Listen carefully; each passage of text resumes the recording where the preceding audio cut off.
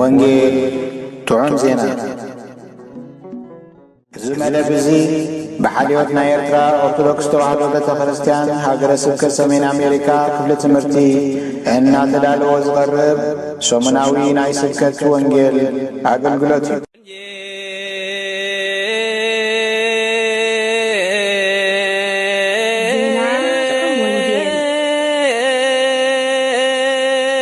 ዜና ጥዑም ወንጌል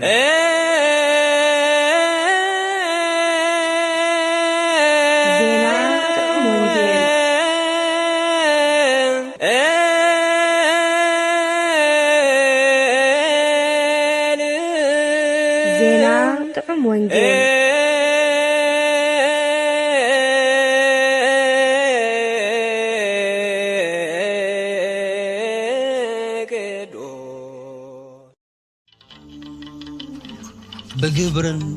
بحقن نفاقر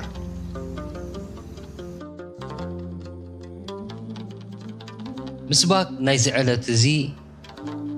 معاتسو أسراز سبيرو مشوغور حاتين سبابير يمو نجزابير سلسالون سلتي ندك سبات زغورو تأمراتون يمسجنوه مزمور داويد 107 فغلي 15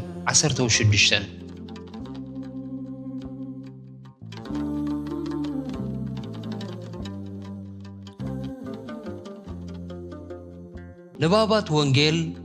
قداماي كورنثوس معرف 15 كفقد 50 ساعة فتصامه قداماي يوحنس معرف 3 كفقد 13 ساعة فتصامه ግብረ ሐዋርያት ምዕራፍ 2 ከፍቕድ 22 ክሳዕ 32 ወንጌል ዮሐንስ ምዕራፍ 21 ከፍቕድ 15 ክሳዕ ፍጻመ ቅዳሴ ዘዲዮስቆሮስ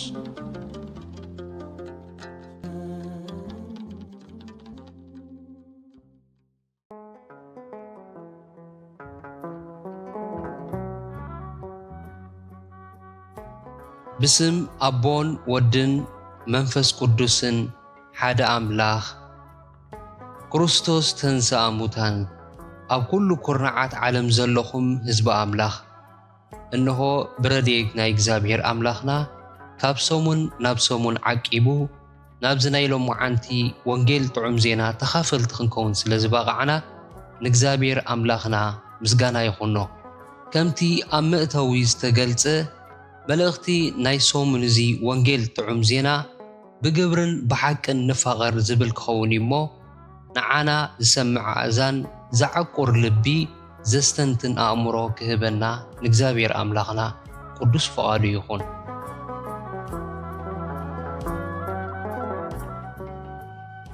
كناغة زخونا يخون تريت نايز عالم زياد زلوخ نسو حاو تشجيرو خمزلو النار أيو انت زيرنقص ألمو انت زيردو كما يلو نأملاخ أفكري كبل يخيل أتوم دكي بقبرن بحق نمبر بغالن بلسان انتراح عين فاغر قدامي ملأختي يوحنس معراف 3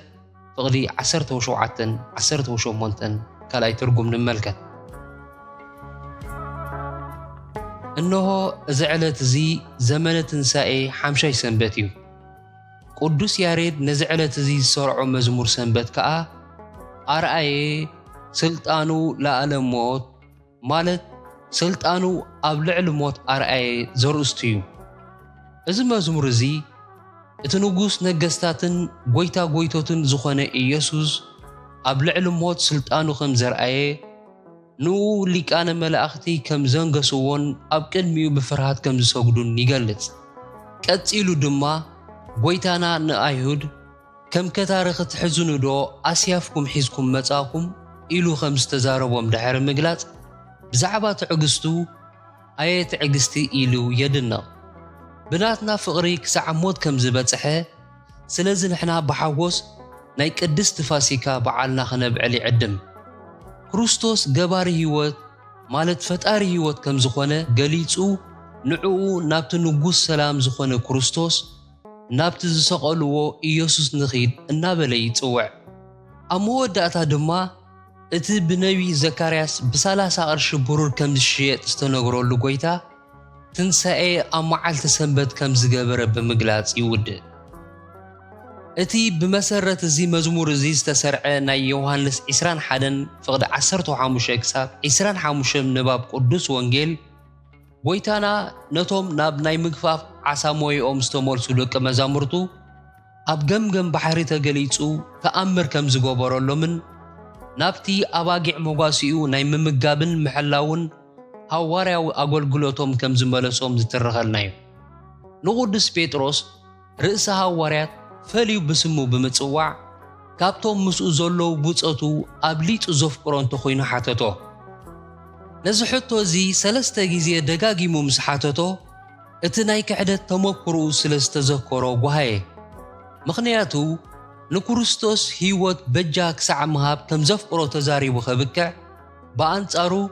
نزسب أيزي أيفولت أني خسع مبال سلازق حدا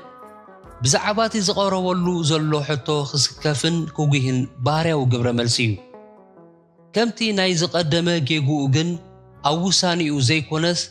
أبتناي قويتا فلات كله بهاري هو كالمرتسه كاباتهم أبليت أفكركا مبال قديفو قويتاي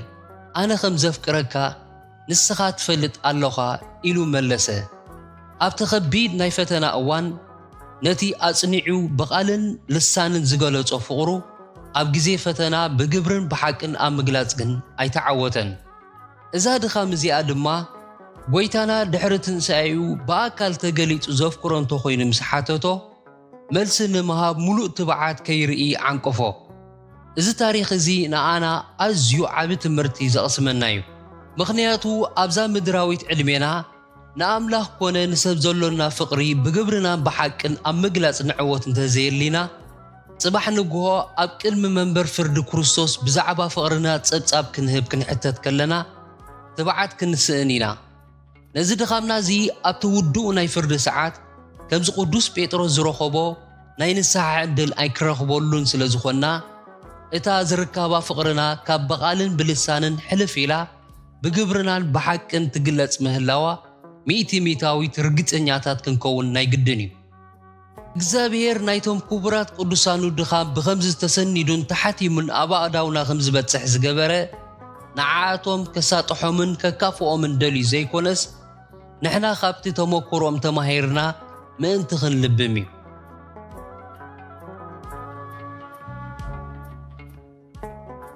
እግዚአብሔርን ቁቡኣት ኣገልገልቱን ንምንታዮም ብዛዕባ ፍቕሪ በአጽንዖቱን በተደጋጋምን ዝዛረቡ ወላ ምስ ኩሉ እኳ እንተ ዘይኮነ ምስ ገሊኦም ሰባት ፍቕሪ ዘይብልካ ምዃን ንቡር ተርእዮ ደይኮነን ንቡርን ባህርያውን ትዕድልትናስ ፍቕሪ እምበር ጽልእን ባእስን ኣይኮነን ቅዱስ ወንጌል ከም ዘረጋግጸልና እግዚአብሔር እቲ ፈጣሪና ኣምላኽ ፍቕሪ እዩ ፈቃሪው ዘይኮነስ ፍቕሪ እዩ ይበሃል ከም ዘሎ ነስተውዕል نأنا ندك سبات كفترنا خل دما بملكعن بمسلون يفتيرنا إذا مالت كأ نخلتي نسب زمت أنو توراسي ملكوتا وبحري أكل بحرنا من النتنا غيرو فتيرنا مالتي كابتي بحياو النوتو استعدلنا توراس بحرياتو اتقداميتن زعبيتن بحري خا فغريا تسلم بأسن مسيطان تمحازينا زترنا يدقال بحرنبر نايتي فتارينان أبونان زخنا أملاق بحري أيكونن بحاتيات أزينا خم بلشاونان كم مرازنا نستلع على جنا فقري عدم زيبولو ساحة الزوتر زي نور بحري تسلقن بعل نوع عدم مسحازة زي لك نور بحري خم زخنا بزي وقعي مجد زت نقنا يا بحر خوينو الله إذا أبها لازم مجنا نستحوص خوينو يسمعنا يخون هم خم زي كونا جن ልብናን ዕለታዊ ተመክሮናን ዘረጋግጾ ሓቂ እዩ ንፍቕሪ ዝዕንቅፍ ገለ በደላት ክኽሰት ከሎ እሞ ነዚ ፍቕርና ደኣ ከመይ ገይሩ እዩ ከፍርሶ ብምባል ንፍቕሪ ክንሕልዎን ክነጽንዖን ዝጋደል ዳርጋ የለን ክበሃል ይከኣል እዩ ንጽሊ ኣርሒቕካ ዕርቅን ፍቕርን ናይ ምስፋን ፈተነን ጻዕርን ክግበር ከሎ ግን ሰባት ጽልኦምን ቂምቶኦምን ንዘይ ምሕዳግ ዝገብርዎ ገድልን ዘርእይዎ ጽንዓትን ክትርኢ እንከለኻ ግን ጽልኢ ንቡር እዩ ፍቕሪ ግና ነውሪ እዩ ናብ ዝብል ሰይጣናዊ መደምደምታ ኣይትበጽሕን ከብለና ይኽእል ዶ ፍቕሪ ኣሎ ክበሃል እንተኾይኑ ኣዝዩ ውሕድ እዩ እቲ ዝርከቡ ድማ ባህርያዊ ፍቕሪ እምበር ከምቲ እግዚኣብሔር ዝኣዘዞ መንፈሳዊ ወይ እምነታዊ ፍቕሪ ኣይኮነን ናይ ሓንቲ መዓልቲ በደል ክዕገዝ ዘይክእል በቐሊሉ ዝፈርስ ሰንኮፍ ህንጻ እዩ ፍቕርና ካብ ንፍቕሪ ኣምላኽ ንፍቕሪ እንስሳታት ዝመስሎ ይበዝሕ ስለዚ እግዚኣብሔር ኮነ ቅዱሳን ኣገልገልቱ ኣዘውቲሮም ብኣጽንዖት ብዛዕባ ፍቕሪ ዝተዛረበሉን ዝጸሓፈሉን ምኽንያት መግለጽን መብርን ክሳዕ ዘየድልዮ ብሩህ እዩ ዓለም ኮነ ሰብ ካብ ግዜ ናብ ግዜ እናኸፉን እናተባላሸውን እዮም ዝኸዱ ዘለዉ ምጽኣት ጎይታ እናቐረበ ብዝኸደ መጠን ድማ እቲ ምኽፋእ እናገደደ እዩ ዝኸይድ ሓደ ካብቲ ጉሉሕ ምልክታት ናይ ምጽኣት ጎይታ ድማ ምዝሕታልን ናይ ፍቕሪ ምዃኑ ጎይታና ባዕሉ ናይ ብዙሓት ፍቕሪ ክትዝሕትል እያ ብምባል ነጊርና ኣሎ ቅዱስ ጴጥሮስ እውን ምጽኣት ጎይታና መወዳእታ ዓለምን ከቐርብ ከሎ ሃልሃል ትብል ፍቕሪ ከም ተድልየድና ጽሒፍልና ኣሎ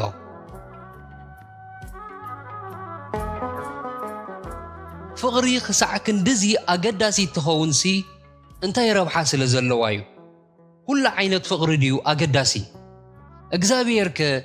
በየነይቲ ዓይነት ፍቕሪ እዩ ዝዓግብን ዝኸብርን ፍቕሪ ርእሳ ዝኸኣለት ዓባይ ባህሪን ስነ ምግባርን እያ ዓባይን ቀዳመይትን ትእዛዝ ምዃና እውን ጎይታና ባዕሉ ነጊርና ኣሎ ናይ ፍቕሪ ፍሉይነት ግን ንርእሳ ትእዛዝ ካብ ምዃን ሓሊፋ ንኻልኦት ኩሎም ትእዛዛት ክትገብሮም እትኽእል ምዃና እዩ ልዕሊ ካልእ ኩሉ ባህርያትን ትእዛዛትን እተሰርዐትሉ ምኽንያት ድማ ንሱ እዩ ጎይታና ኣብዘን ክልተ ትእዛዛት እዚኣተን ንኣምላኽካ ምፍቃርን ንብጻይካ ምፍቃርን ብዘሎ ሕግን ነቢያትን ተሰቒሉሎ ብምባል ገሊጽልና ኣሎ ማቴዎስ 22:4 ቅዱስ ጳውሎስ እውን ንሓድሕድኩም ምፍቓር እንተዘይኮይኑ ምስ ሓደ እኳ ናይ ፍቕሪ ዕዳ ኣየሃለኹም ምኽንያቱ እቲ ንብጻዩ ዘፍቅር ንኹሉ ሕጊ ፈጺምዎ እዩ እቲ ኣይትዘሙ ኣይትቕተል ኣይትስረቕ ብሓሶት ኣይትመስክር ዘይገንዘብካ ኣይትመነ ዝብል ካልእ ትእዛዝ እውን ኩሉ ኣብቲ ንብጻይካ ከም ነፍስኻ ኣፍቅር ዝብል ትእዛዝ ክቱት እዩ ፍቕሪ ንብጻያ ኽፉ ኣይትገብሮን እያ እምበኣርሲ ፍቕሪ መፈጸምታ ናይ ኩሉ ሕጊ እያ ብምባል ናይ ፍቕሪ ተራ እንታይ ምዃኑ ብዝነጸረ መንገዲ ኣብርሂልና ኣሎ ሮሜ ምዕራፍ 13 ካብ ፍቕሪ 8 ክሳብ 10 ካልኣይ ትርጉም ነዚ ኣብዚ ጥቕስና ተጠቒሱ ዘሎ ገለገለ ትእዛዛት እንተረኣናዮ ምስ ፍቕሪ ብኸመይ ከም ዝዛመድ እውን ብቐሊሉ ኣይርዳእካን እዩ ንኣብነት ንስርቅን ፍቕርን ኣዛሚድና እንተረኣናዮ ነቲ ኣይትስረቕ ዝብል ትእዛዝ ንምኽባር ፍቕሪ ብኸመያ ትሕግዘኒ ዝብል ሕቶ ዘላዓለልና እዩ እግዚኣብሔር ነቶም ንፈልጦምን ነቶም ዝቐርቡናን ጥራሕ ዘይኮነ ፍቕሪ ንኹሉ ሰብ ክህልወና እዩ ኣዚዙና ነዛ ትእዛዝ እዚኣ ዘኽብር ሰብ ዋላ ነቲ ክሰርቆ ዝሓስብ ዘሎ ዘይፈልጦ ጓና ሰብ እውን ስለ ዘፍቅሮ ገንዘቡን ንብረቱን ወሲዱ ክጎድኦ እታ ኣብ ውሽጡ ዘላ መንፈሳዊት ፍቕሪ ኣይትፈቕደሉን እያ መንፈሳዊት ፍቕሪ ከተጥርየሉ ዘኽእል መንፈሳውነት እንተልይካ ብመሰረቱ ስርቂ ይትረፍ ክትገብሮ ብደረጃ ሓሳብ ጥራይ እኳ ናብ ኣእምሮኻ ኣይቅልቀልን እዩ ዋላ እንተተሸገርካን እንተጠመኻን እውን እንተሓሰመ ሃበኒ ኢልካ ደኣ ትልምን እምበር ኣይትሰርቕን ኢኻ ሰብ ክፍጽሞ ንዝኽእል ነፍሲ ወከፍ ሓጢኣት ብኸምዚ ንስርቂ ዝረኣናዮ ጌርና እንትንምርምሮ ፍቕሪ ዘለዎ ሰብ ከም ዘይፍጽሞ ክንረጋግጽ ንኽእል ኢና ፍቕሪ እንተዘይብልና ግን ኩሉ ዓይነት ሓጢኣት ኣብ ህይወትና ስለ ዝስዕርር ፀሃያይ ከም ዝወሓጦ ዘራእቲ ኮይንና ኢና ንተርፍ ኩሉ ክንገብሮ ዝተኣዘዝና ግብሪ ጽድቂ እውን كي كبدنا تحقيسنا بقليل خنقبرو تخلنا فقريا بفقري زيت درخن زيت جبران زخونا يخون جبرت صدقي بمسرتون جبرت صدقي كونن زخونا يخون صبق جبري بجزا رأسو وي ببهاري صبق أيكونن كخون ون أيكلنيو تعجستي تحتنا لجسي وزته سناي جبريو بفقري انت زيت جبرجن ترجم يبولون راح زي كونس حماق ترجم يزهلوه بفقري زيت سنية تعجستي ناي أمسلو ستمني أبسنيا تعجستيو أملاخ زعج بلان زخبران تعجستي إتا فقراوي تعجستيا إتا نفقري رجيسا أبلع ليا التقوم تعجستجن كاب أملاخ سل زي كونت سيت أنا ويتيا وشتخا بقطعة تقاتلو بتصل خينو خلو أفكا عتيخا سق سل زبالكا أداوكا زرجيحخا سل زي توقعخا ترح تعجي سم بالمو أملاك كم عقوسب كفلتك متصباي كنتو تبرايو يترف بأرآيا سلاسي استفت رسب سيت أنون نرؤسو ملأخ برهان أمسيلو يقوليو تخلاون قربت بقيع تخدينو حياواي بقيع كمسل يخيليو زد اللي زولو دما نتتخلان تقليل كدربيخا ملو بملو بقيع نموخان بر زقبركا غيركا ناتكان زيناتكان بحري حواويسكا بقيع ممسال يكونن مخنياتو وعيلكا حاديركا ناي أبو نمنا هبو دمو ناي قدف قبر أمو مالت قبر الديو خوينكا نابتا مبوك أولاويت بارخا مملاس زي ترفيو فقري زي بولو تعقست دما تعقست تخلايو بخالا أزاراربا فقري زي بولو تعقستي لؤمن سورن متقعتيو مخنياتو تسلقي نبينو نفس زقتل سيت أناو أصوار مخانو قدوس وانجيل الرقاقي تلنايو كل سناي بحرن وبتات تسقان بزي فقر مزخون كنتون زي تأكمن كام مخان حاليفو قودا أخم زخون كالك زابير الرقاقي تلنايو بوغان قطات سبن ملأختن انت ززارب تنبيت انت زهلواني كل مستيراتن كل فلتاتن انت زفلت آخران كقعز كسع زخل ملو امنت انت زهلواني كل جنزبي ندخاتات انت زعدل سجايون مسوات نموهان أحلف انت زهب فقر خاب زي تهلواني إذا كل عبيت جبرتات وهبتات حانت أي تغمنني كنتو مهون كونيره قدامي كورنثوس معرف 10 كفقد حدا كسع 3 هيوتكا نمسواتنت أحلفكا هيبكا كل نبرتكا ندخاتات عديلكا ختبكع زي تقمكان تخوينو كابز زخف انتاي كالو قودات اللو قدوس باولوس بزا أقلال تسوزي نوبتات منفس قدوس أيكونن زكاللن زنا آسن زلو ويون نسماعتنتن لكسن آيانا آسن كابز خلو جن فقري كم تعبي هلاو فقر تراح نزت أقاتات زي خبورن قبولن كابز قبروي زرقا قتلنا إذا حق إزدما أما راحي ناي إفيسون بيتي كريستيان بقبر ترايو نسو بغلو قبرون تعارون تعقستون أبلعل السحوت امنات بزنورو تصنوع مرقاتن بقويتا استناء مسقونون أقل كوانت نبرا نتا قدامي تفورو سلازا حدا قاقنا كم ودوق سب جيرو قلطو بنسحا نافقر انت زيتا مليسو لما كم معرقونا قيلو خمز الدربيو أتنقغو مخنياتو فقري مداركتن متكأتان زي بالله قداميتن عباين تأزازيا سلازي بزعبا منفساو فرينا آينا يفتيما انتاي كتريفني ترح زي كونس بخامي يفتيمايو بفقردو بزي فقري كخون يقباء مالتيو سبز فتسمو عينة حاتيات أبكلتا يزغفل اتقدامي قديتاو أبساك خون كله كتقبرو استأزز كايوس كي قبر كايو بمقداف كاز فتسام حاتياتيو اتخال آي كا جنستاوي أبسايو كي تقبرو استخلكل كايو تقبر بدفرة إزاز جيسكان تحيسكان بمقبر زفتسام حاتياتيو فقري كابز خلتيو عينة حاتيات التناقفنا فتنت مدهانيتيا نتي قبرو استبهالنايو خنقبر تدرخنا نتي أيتقبرو استبهالنايو نزي مقبر رأسنا خنقت خاته خلنا قدوس باولوس نزحك ازي بخمس سعب قليت والله فقري عقاليا فقري لواها ፍቕሪ ኣይትቐንእንያ ፍቕሪ ኣይትጃሃርንያ ኣይትዕበይንያ ፍቕሪ ስድ ኣይኮነትን ኣይተስተሓፍርንያ ንዓይ ይጥዓመኒ ብዝብል ኣይትመራሓንያ ናታ ኣይትደልንያ ፍቕሪ ኣይትቁጣዕን ኣይትቕየምንያ ብሓቂ ተሐጎስ እምበር ብዓመፃ ባህ ኣይብላን እዩ ፍቕሪ ንኹሉ ትጸውር ንኹሉ ተኣምን ብኹሉ ድማ ተስፋ ትገብር ንኹሉ ትዕገስ ቀዳማይ ቆሮንጦስ ምዕራፍ 13 ፍቕዲ 4-7 ካልኣይ ትርጉም ፍቕሪ ኣሎኒ ኣፍቀሬ ዝብል እምነት ሃልዩና ነቲ ኣይትግበሮ ዝተባሃልናዮ ኣብ ዘይምግባርን ነቲ ግበሮ ዝተባሃልናዮ ኣብ ምግባርን እንተዘይኣዓዊታትና ፍቕርና እታ ጥዕና ዘለዋ መንፈሳዊት ማለት እምነታዊት ፍቕሪ ዘይምዃና ሩዲ እዩ ዓይነት ፍቕርና ኣብ ዓይነት ህይወትናን ተግባርናን ልዑል ጽልዋን ወሳንን ግደ ኣለዎ ፍቕሪ ስምዒታውን ግብራውን መግለፂ ከም ዘለዎ ሩዲ እዩ እተፍቅሮ ሰብ ክትረክብን ምስኡ ክትከውን ከለኻ ዝስማዓካ ውዕውዕ ስምዒት ኣሎ ሕጉስ ትኸውን ነፃነት ይስማዓካ ንዘረባን ፀወታን ክፉት ትኸውን ውሽጥኻ ይቐስን እዚ ስምዒታዊ መግለፂ ናይ ፍቕሪ ግን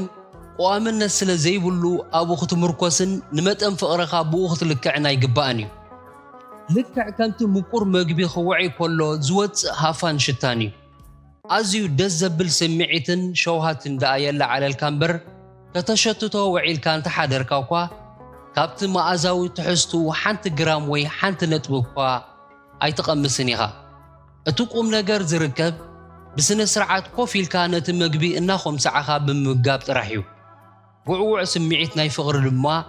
ኣዝዩ ጥዑም እኳ እንተኾነ ቁም ነገሩን ረብሑን ግን ብግብሪ ክግለጽ ከሎ ጥራሕ እዩ እቲ ንርእሱ ፍቕሪ ዝኾነን ካብቲ ተወራሲ ናይ ፍቕሪ ባህርዩን ዝመቐለናን ተፋቐሩ ኢሉ ዝኣዘዘናን ኣምላኽ ድማ ነቲ ስምዒታዊ ዘይኮነ ነቲ ግብራዊ መግለፂ ናይ ፍቕሪዩ ዝመዝንን ዓስቢ ዝህብን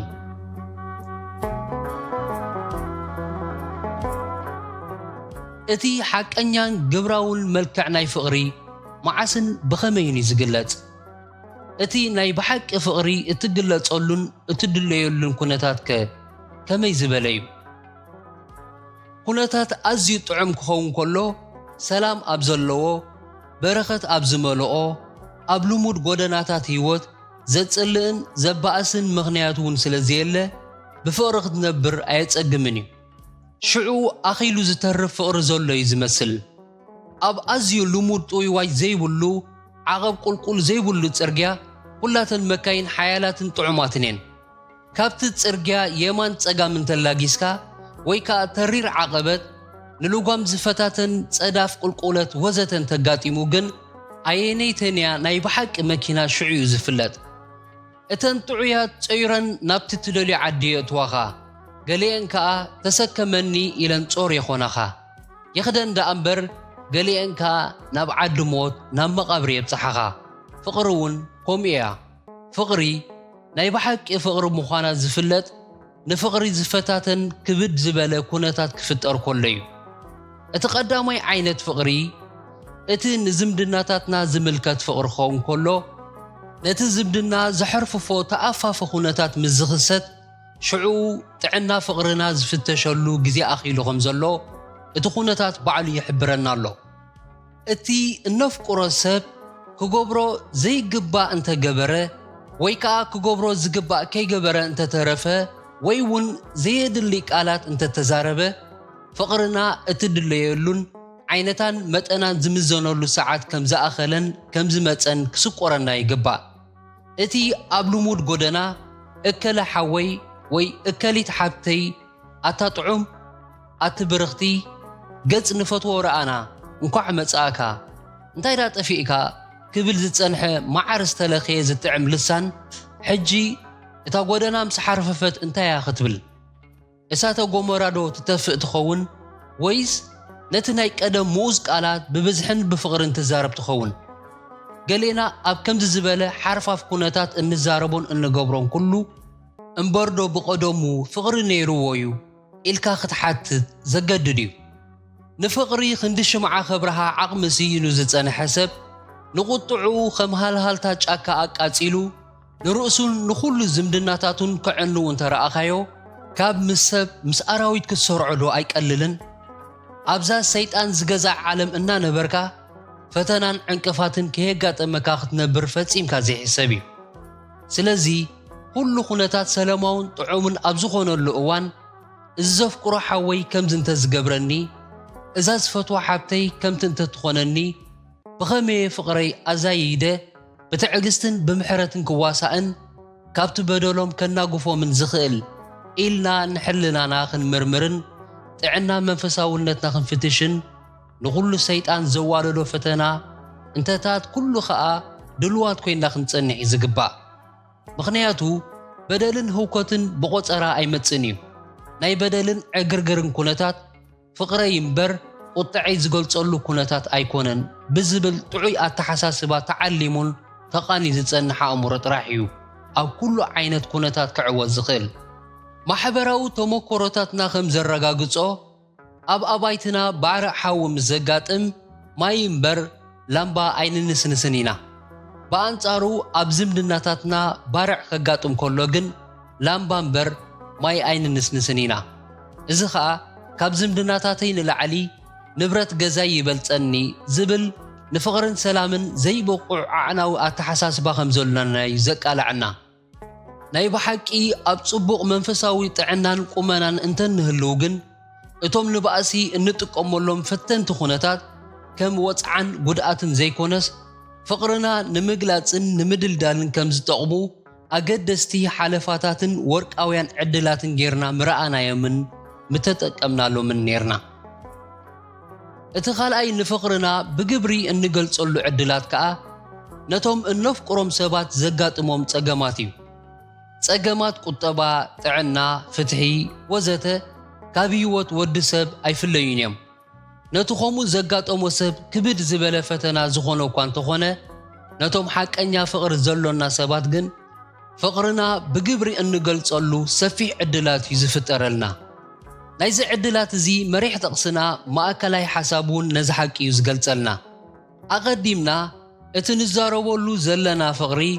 ነቶም ዝብጽሑናን ዝቐርቡናን ሰባት ዝምልከት ጥራሕ ዘይኮነስ ንኹሉ ሰብ ዝምልከት ከም ዝኾነ ምጥቃስና ኣይንዘንግዕ። ስለዚ ከምዚ ኸማና ብኣርኣያ ስላሴ ዝተፈጥረ ሰብ ንበይኑ ኾይኑ ክጸሮን ክጻወሮን ዘይክእል ማሕበራዊ ቁጠባዊ ጸገም ከም ዘጋጠሞ ክንሰምዐን ክንርኢ ከለና እቲ ኣብ ውሽጥና ተደጒሉ ዘሎ መንፈሳዊ ፍቕሪ ዝገሃደሉን ዝተግህሉን ግዜ ከም ዝበጽሐ ተረዲእና መኻፈልቲ ጸበብኡ መጻወርቲ ጾሩ ምዃንና ብግብሪ ክንገልጽ ይግባአና። ሐዋርያው ቅዱስ ያዕቆብ እውን እምነትና ኣምላኽ ዝቐበላን ዘኽብራን ህያው እምነት ምዃና ዝረጋገጽ ብጥዑም ቃላት ክትውሕዝ ከላ ጥራሕ ዘይኮነስ ብግብሪ ክትግለጽ ከላ ምዃና ጽሒፍልና ኣሎ። ጎይታና እውን ነዚ ግብራዊ ፍቕሪ እዚ ኣብቲ ምስላ ሕያዋይ ሳምራዊ ዘርእስቱ በዳህ ትምህርቱ ብስእላዊ መገዲ ኣርኢና ኣሎ። እቶም ነቲ ዝተኸትረ ሰብ ከይረድእዎ ፍቕሮም ከይገለጹሉ ረጊጾሞ ዝሓለፉ ክልተ ቀዳሞት ሰባት ናይ ሃይማኖት መራሕትን ኣገልገልትን ዝኾኑ መንፈሳውያን ሰባት እዮም። ብተግባሮም ድማ ፍቕሪ ርእሶም እምበር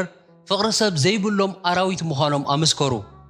እዚ ንጣዖት ዘምልኽ ሳምራዊ ሰብኣይ ግን ነታ ብተፈጥሮ ዝወረሳ ናይ ኣምላኽ ናይ ፍቕሪ ባህሪ ብግብራዊ መገዲ ብምልኣት ስለ ዝገለጻ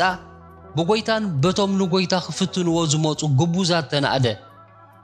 ኣብ ዝሃለና ክፍሊ ዓለም ንሃሉ ድኽነት፣ ሕማም ወዘተ ዝኸተሮም ማዕልያት ዘይብሎም ሰባት ኣብ ከባቢና ኣለዉ። እዞም ሰባት እዚኣቶም ናይ ህይወትና ሚዛንን ፈተናን እዮም። ብፍቕሪ ድኻታት ዲና ሃብታማት ዝግለጹልና እዮም። እግዚአብሔር ከይተረፈ ብኣቶም ይመዝነና ከም ዘሎ ድማ ኣይንዘንግዕ። በታ ኣምላኻዊት ፍቕሪ ዝመልኣና ሓቀኛ ክርስቲያን እንተኾይንና ንፍቕሪ ብግብሪ ክንገልጸሉ ንኽእል ሰፊሕን ወርቃውን ዕድላት ከፊቶምልና ኣለዉ። እቶም ብዘይካ ንርእስና ንኻልኦት ክነፍቅር ዘይንኽእል ናይ ፍቕሪ ድኻታት ከዓ ውድና ዝቖልዑ ዘለዓለማዊ መጻኢና ዘጸልሞቱ ፈተና እዮም። እምበኣር ምልስ ኢልና ህይወትና ንመርምር እሞ ንፍቕሪ ብዝምልከት ኣብ ከመይ ዝበለ መንፈሳዊ ሃለዋት ከም ዘለና ነረጋግጽ። ንዝምድናታትና ኾነ ንማሕበራዊ ጸገማት ብዝምልከት ፍቕርና ኣብ ከመይ ዝበለ ኩነታት ከም ዘሎን ብኸመይን መዓስን ንገልጾ ከም ዘለናን ብምስትውዓል ንፍለጥ። ምኽንያቱ እቲ ኣምላኽ ፍቕሪ ነቶም ናይ ሓቀኛ ፍቕሪ ሰባት ጥራሕ እዩ ዝኽበር። ነቶም ንባህሪኡ ዝተጸየፉሉን ዘሕሰሩሉን ሰባት ግን ጽቡቕ ኣይክፈልዮምን እዩ። ምኽንያቱ ወርቂ ደርብዮም ጓሓፍ ዘልዕሉ ዓያስ እዮም። ካብዚ ዕሽነት እዚ የድሕነና። ጸጋ ጐይታ ኢየሱስ ክርስቶስን ፍቕሪ ኣምላኽን ሕብረት መንፈስ ቅዱስን ምስ ኩላትና ይኹን።